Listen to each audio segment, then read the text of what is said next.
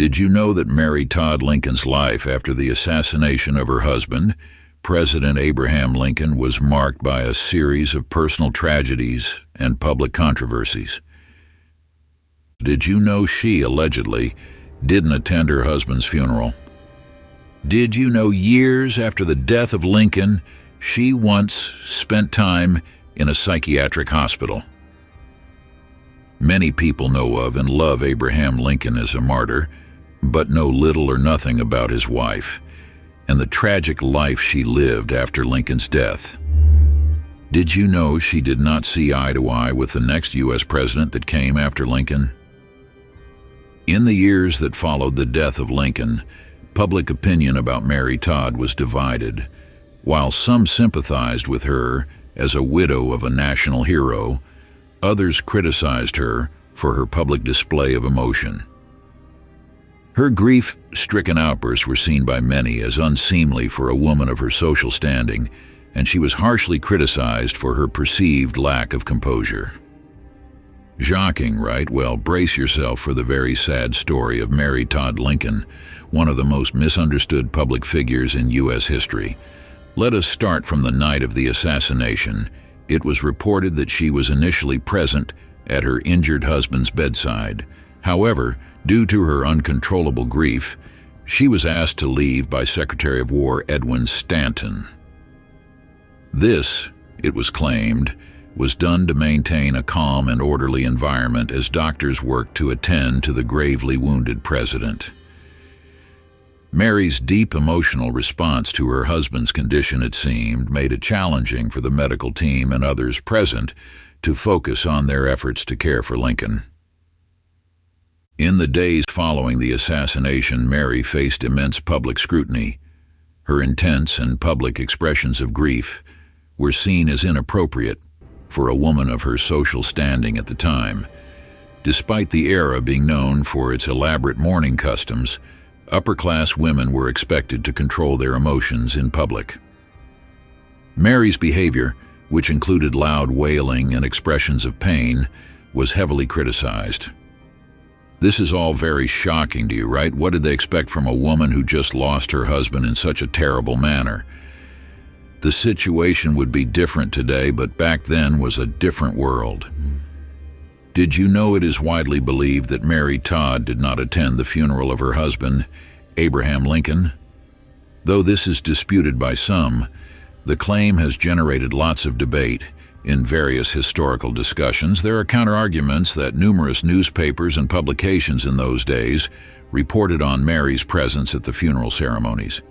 Some say official records and documents related to Abraham Lincoln's funeral arrangements mention her involvement in the proceedings. Nevertheless, the rumor of Mary's alleged absence from the funeral caused a lot of public speculation.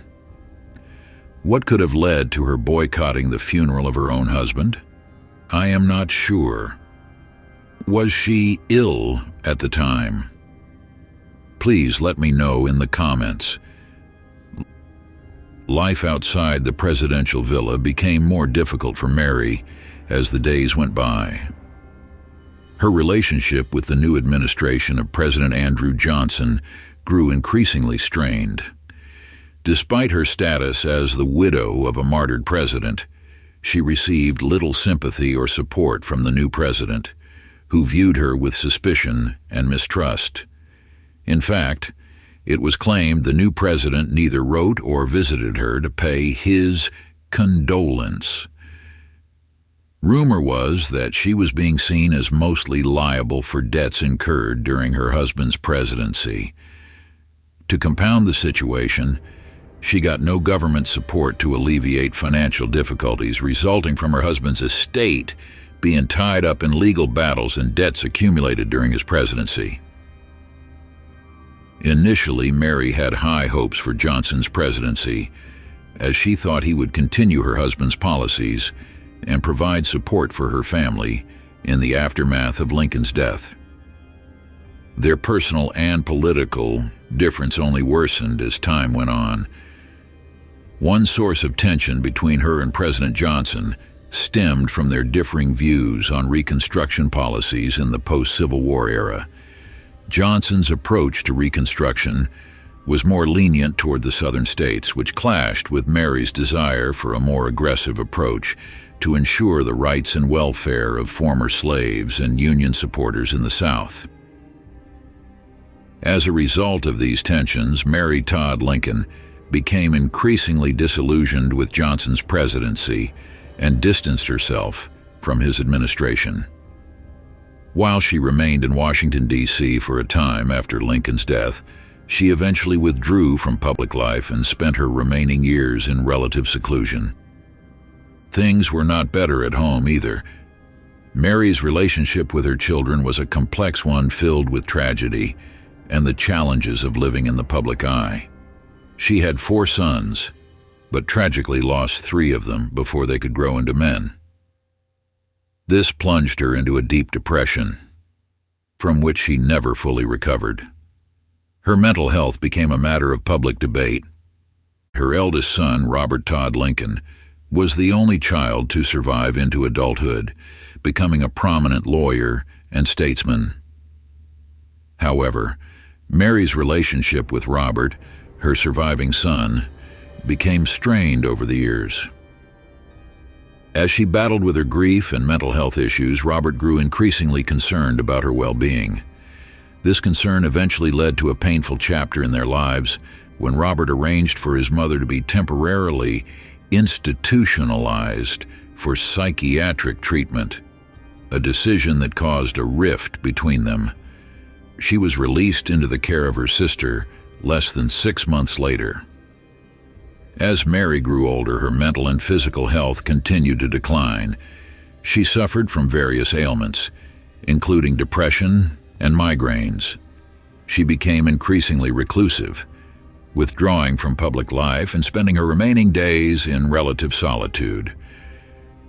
Mary Todd Lincoln passed away on July 16, 1882, at the age of 63, after suffering a stroke. Despite the hardship she endured throughout her life, she left behind a complex and enduring legacy as the wife of one of America's most beloved presidents.